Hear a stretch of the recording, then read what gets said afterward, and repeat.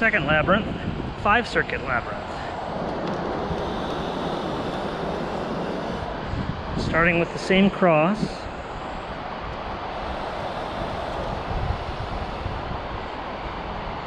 At 1 path width away, going to add 2 elbows on the top half.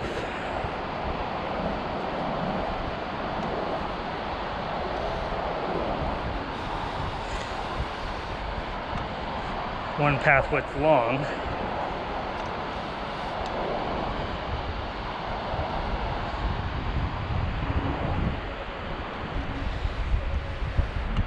Even this out.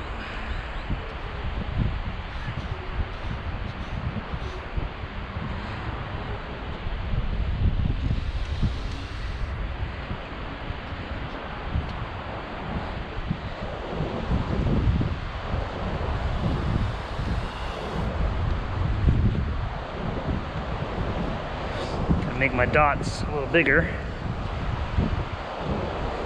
But on the bottom, I'm just gonna have a dot.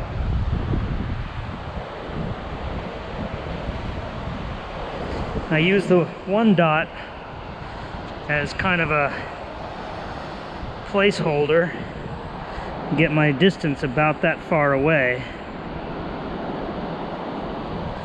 And then when I confirm it with the other one, I'll make it a little deeper. So, method same as before. Connect the center cross with the first element, however you'd like. You can do that just by pivoting it like this, by picking a point in the middle. And then same as the 3-circuit, using the previous point and pivoting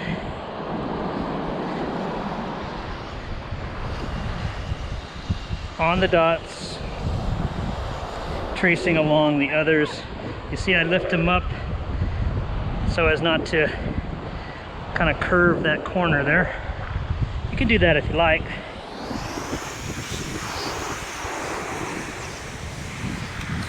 When you get to the middle, come across and just keep going.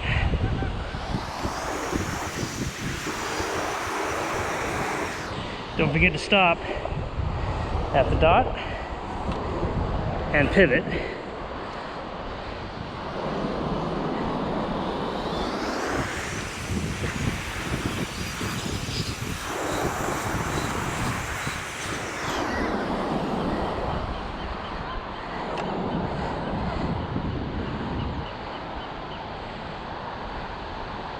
Five-circuit labyrinth. You see, by adding the 2 elbows at the top, you get an entrance into the center from the 3rd circuit out, and you still get the button hook entrance. You can put these 2 elbows at the bottom and put the 2 dots at the top, and you'll get a button hook into the middle, but you'll get more of a classical entrance to the labyrinth, more like the 7th circuit. If you put the 2 dots at the top in the 5 circuit, you'll get this entrance into the middle from the 1st circuit.